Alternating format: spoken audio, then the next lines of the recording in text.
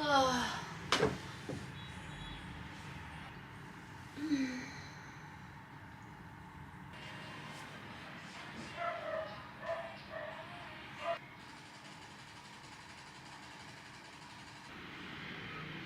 cùng thì mình cũng đã dậy. Tối hôm qua hình như là 5 giờ mấy, 4 giờ mấy, gần 5 giờ mình mới ngủ. Bây giờ mình rất là buồn ngủ. Bây giờ là 8 giờ hơn. Phải dậy đi làm. Bây giờ phải dậy đi làm thôi. Nhưng mà mình buồn ngủ quá. Ê Thư, ê Thư, cứ vậy. Nào Lem ơi. Lem ơi.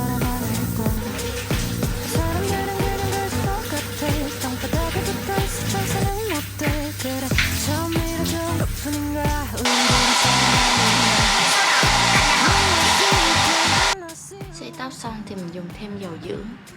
Ta cũng sắp hết rồi, lại sắp mua nữa rồi. Mình để ý là mỗi lần mỹ phẩm ở trong nhà sắp hết là nó sẽ sắp hết rất là nhiều thứ. Ví dụ như dầu dưỡng tóc sắp hết, vitamin C sắp hết, kem dưỡng ẩm sắp hết, mọi thứ đều sắp hết.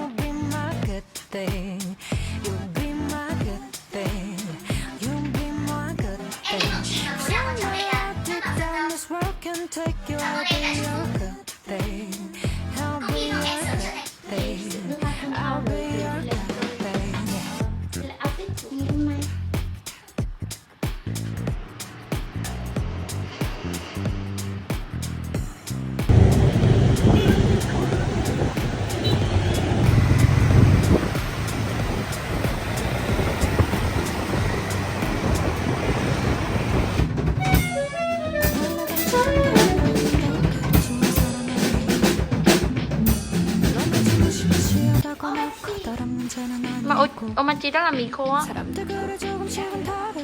Chị muốn ăn mì nước thôi, cho chị ăn hảo hảo đi. Ok.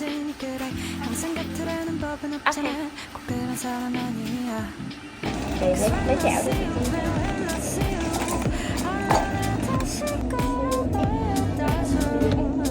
Về á. Bye. Đúng rồi.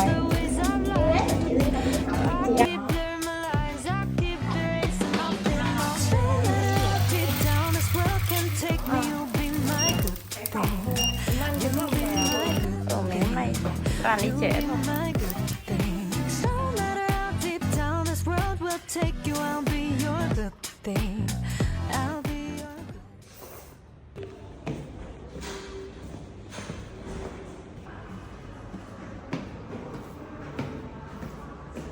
Bây giờ mình đang đi học lớp chung.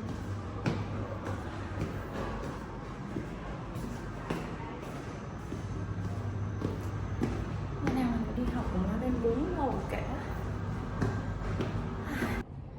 Nói là chắc ăn mừng Valentine. Ăn mừng Valentine. Sao rồi Khang có bồ chưa? Mai nó mà vô lớp là thấy nó kéo học bài nó cặp sô-cô-la không. Chết thôi. Học bài Rác lớn rồi để cặp hết. Thư tình quá giờ. Sao rồi Khang Mai có tặng sô-cô-la cho anh? Ủa Mai là con trai tặng con gái hay là con gái tặng con trai? Con gái tặng con trai à? Mai có ai định tặng em không? Dạ. Mai phải có biểu giấy gì sáng nó không có tiền nó cứ đâu hết trơn. Thật vậy. Còn bình thường thì ngày nào cũng năm. Nước ép cho nó healthy. Cho nó healthy, con này cô cho nước ép, cô cho uống nước ép. Xí xì lão sư. Có cả gừng nữa, xí xì lão sư. Wow. Trời nhìn biết liền luôn. Xinh xinh.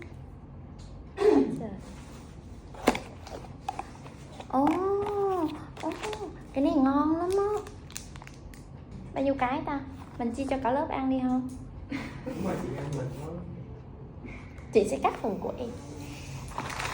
Để chị đếm coi mỗi người bao nhiêu cục nha. Nhiều ha.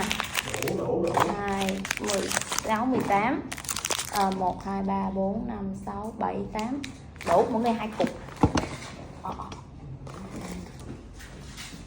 No.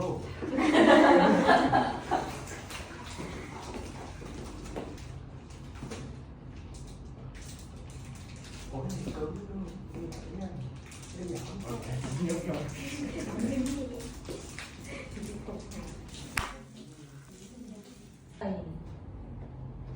付交货费才能在网上购物。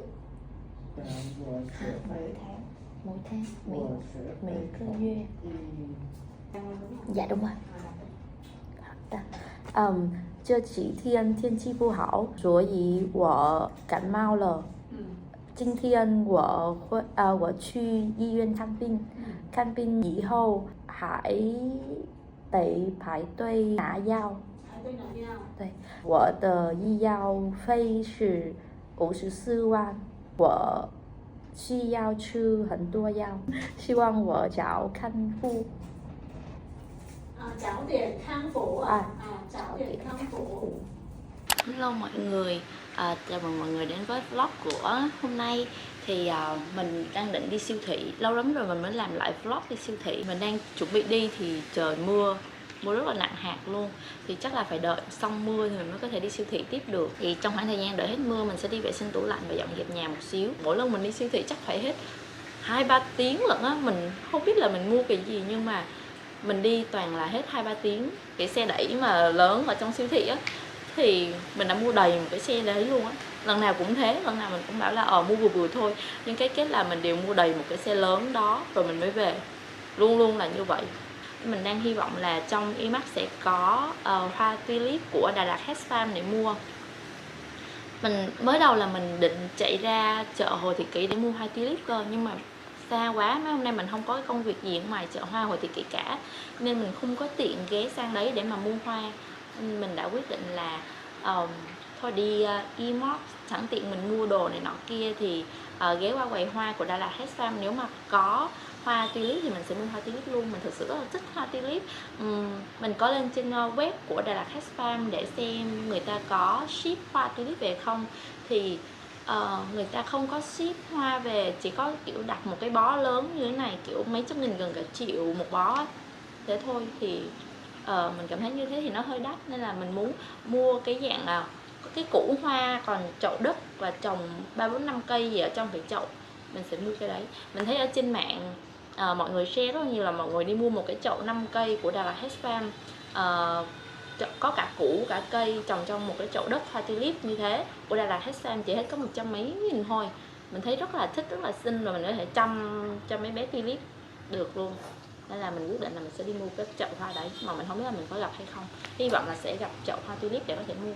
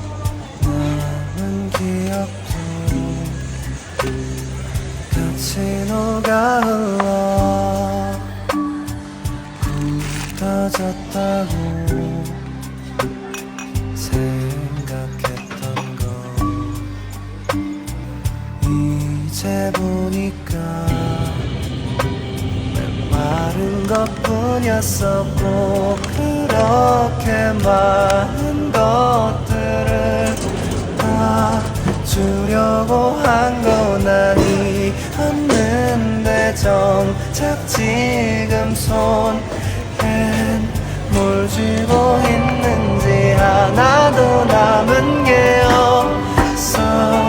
뭐라도 있는 줄 알고 기다리다 뱉는 기대만 다 끝나버렸어. 둘씩 사라져가는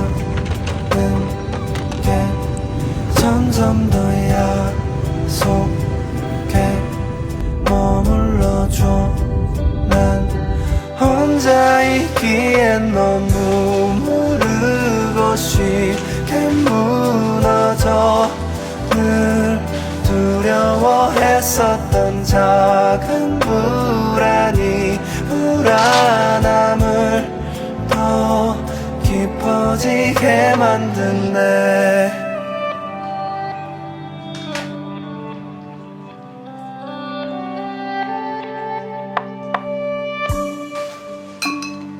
어떤 말들로 시작됐는지 이젠 기억도 안 날 정도지만 꼭 이렇게 돼버린 것을 나 후회하진 않아. 단지 그저 다른 선택을 했다면 어땠을지 궁금해지는 건 왜까 계속 그저 하던데 또 하면 되는데 왜 자꾸만 그게 그렇게 궁금할까. 둘씩 사라져가는 게 점점 더 약속해 머물러줘. 난 혼자 있기엔 너무 모르고 쉽게 무너져. 늘 두려워했었던 작은 불안함을 더 깊어지게 만드네.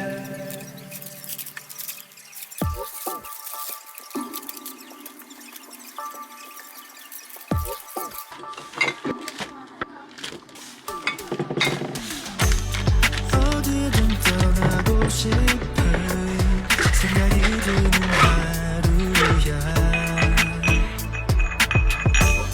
고민 없이 바로 난 급히 머물 차에 실어.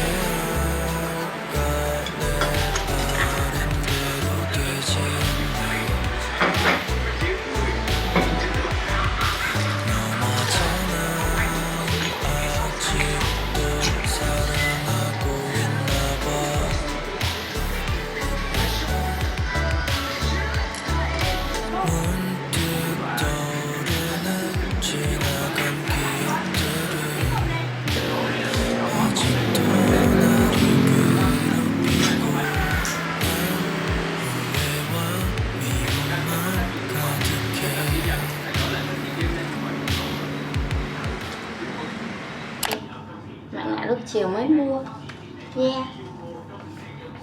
Nên mình đắp mặt nạ liền thôi. Tôi đã tẩy tế bào chết trước rồi. Trước khi mỗi lần tôi đắp mặt nạ là tôi thường sẽ tẩy tế bào chết trước khi tôi đắp mặt nạ. Thì tôi vẫn thường hay tẩy tế bào chết bằng cái tẩy tế bào chết của Cocoon á, cà phê của Cocoon. Thật ra lúc mà tôi quay cái video này là tôi đã post ở trên TikTok cái video mà tôi đi siêu thị như thế nào. Xong mọi người vào đoán cái bill của tôi đi siêu thị hôm nay là hết bao nhiêu, kiểu vậy. Trời ơi. Thì tại vì khi mà tôi đi siêu thị nếu mà đi siêu thị những ngày thường mà chỉ mua thức ăn thôi á thì nó sẽ không có nhiều đến vậy.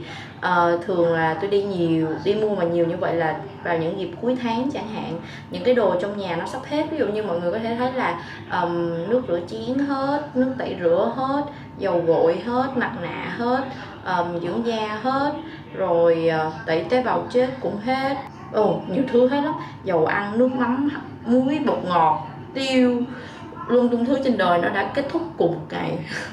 Nên tôi đã thường những cái hôm mà tôi quay vlog đi siêu thị mua thật là nhiều đồ như thế thì nó sẽ rơi vào những cái ngày mà tất cả mọi thứ đều hết. Yeah.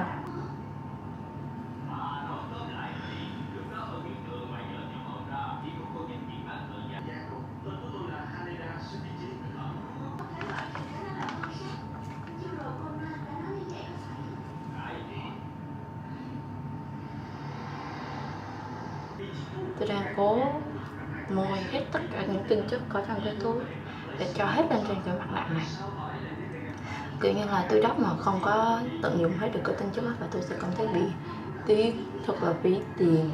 Một miếng này mua cũng 30.000 chứ cái đồng 28.000, 30.000 một miếng chứ có ít đâu. Dạo này không có ai sale mặt nạ nữa hết. Trong thời gian đợi đắp mặt nạ thì mình sẽ đi ăn tráng miệng. Hồi chiều mình đã mua dâu và cherry. Trời ơi, sẽ tối quá ta. Đây, tôi đã mua được một hộp dâu này. Đó là cho mọi người nhìn cái trái nó to này, thề luôn, nó rất là to luôn ấy. Thấy không? Mọi người thấy được không? Nó siêu to khổng lồ luôn á. Nên bây giờ mình sẽ đi làm cái này cái gì dâu bọc sô cô la ăn nhé. Rồi bây giờ mà dâu bọc sô cô la chắc là ngọt dữ lắm. Ở nhà mình vẫn còn một ít sô cô la đắng. Ít sô cô la đắng. Đây.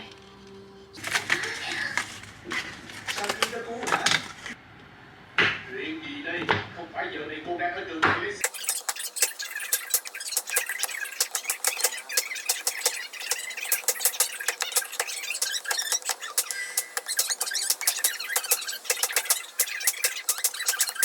Giúp gì từ đầu tới cuối hả? Dạ không, tôi đã đợi ở khu vực cũng không có kiến thứ ngoại phạm. Anh Haneda ở trong nhà của này và chính trong căn phòng này họ để nạn nhân trong tư thế kêu chỉ cần nạn nhân lúc đó có một gì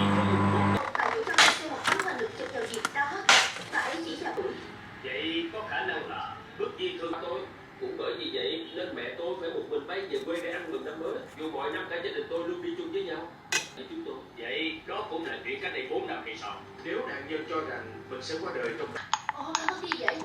Nè, cô Nam, cho cô hỏi. Ông đặt bức di thư 4 năm trước dưới chân nạn nhân, rồi hé mở cửa sổ của căn phòng ngủ này. Sau khi nhét điện thoại vào giữa cánh cửa và bản lề thì ông rời khỏi hiện trường. Từ bên ngoài ông thực hiện.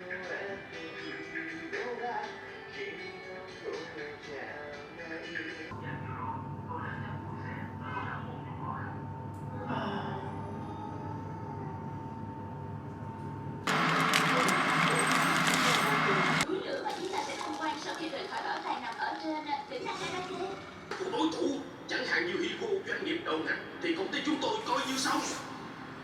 Tóm lại thì ba cô Justin là nhân viên của công ty thực. Siêu ngon. Wow, dâu nó ngọt vừa phải. Xong rồi thêm sô-cô-la. Không quá ngọt nữa, tại vì cái này mình làm bằng sô-cô-la đắng 70% là cacao nên nó không quá ngọt. Xong rồi ăn với cái dâu này nó ngọt, cái nó rất là hòa quyện với nhau ấy, rất là ngon ấy. Wow.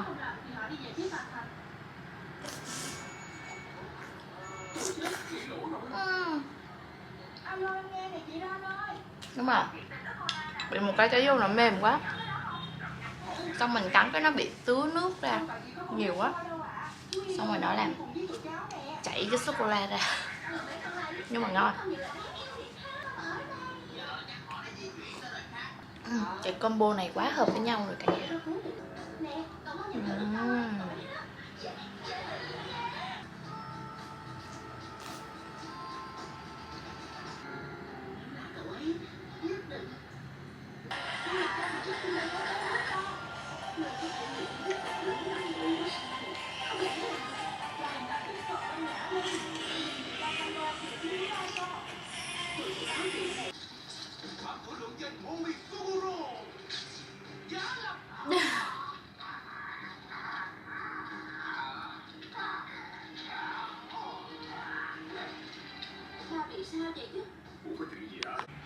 Hy vọng một đoạn này không bị đánh bản quyền, nhưng mà có nhiều khi ông Mori ông bị ngủ gật tôi không hiểu luôn ấy. Sao mà có thể nghĩ ra mấy cái chuyển động như vậy để ngủ gục trời. Rồi ngồi xuống.